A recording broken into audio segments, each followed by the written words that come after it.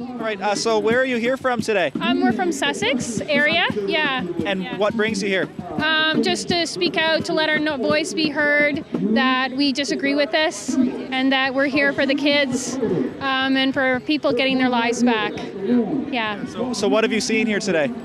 Just people kind of, just screaming freedom and talking and chatting and being Canadian, really. Yeah, just friendliness, people being kind. Yeah, just enjoying ourselves. Yeah, it's nice for the first time in a while. Yes, yes. How have you personally been affected by the restrictions and mandates? Probably that my job is a lot more complicated. So I'm a psychologist, and so I have a lot of people who are in a lot of distress. Yeah. So you must see sort of a hidden side of this, doing that line of work. Yes, yeah. A lot of distress. A lot of traumatized people, a lot of increase in anxiety and depression, a lot more suicide, a lot more addiction, divorces, lots of stuff. Yeah, which is sad. Yeah.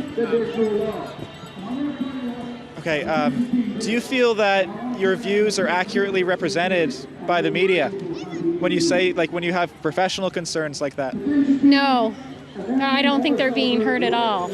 I don't think that we're paying attention to the increase in depression or anxiety. I mean, the APA talks about the increase in anxiety, depression, which is between 90 to 60%. So since 2019, and no one's doing anything about it. So, or the increase in suicide. So no one's talking about that.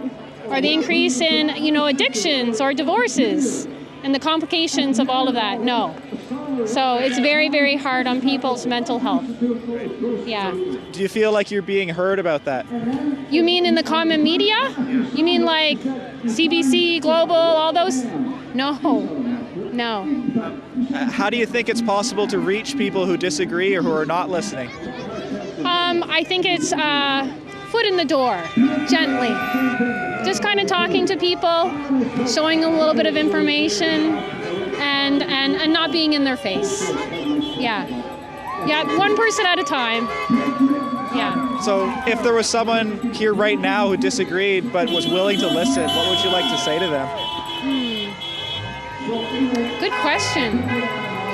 I would say just do some reading. I always say that you have to look into stuff yourself. But I also want people to listen to their own piece. So stop reacting out of things because they're feeling like being bullied or that that's the only choice, but instead start listening to themselves. What does your body tell you that it actually is the right choice for you? Yeah. And whatever it is great.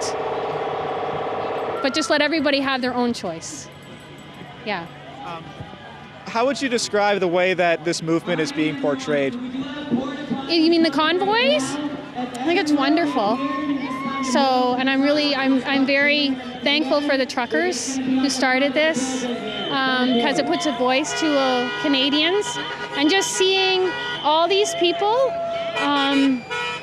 join together, and some of the videos I've seen of encouragement just reminds me what it is to be Canadian.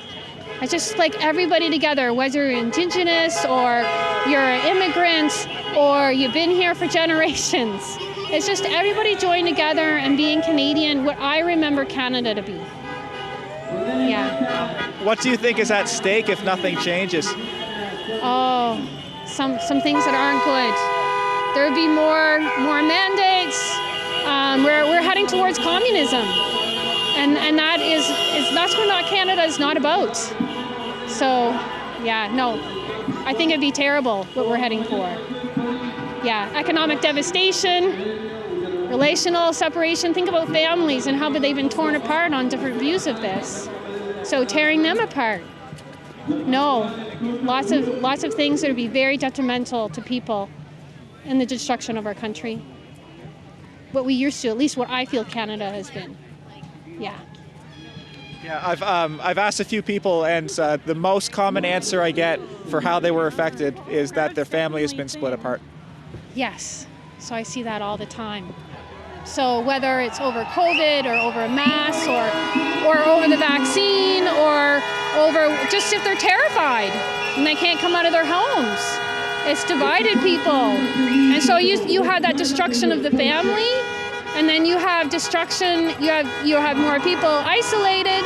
The more isolated you are, the more chances are that you're not going to do well as an individual, and that you're more chances that your mental health is affected. Yeah, that's a shame.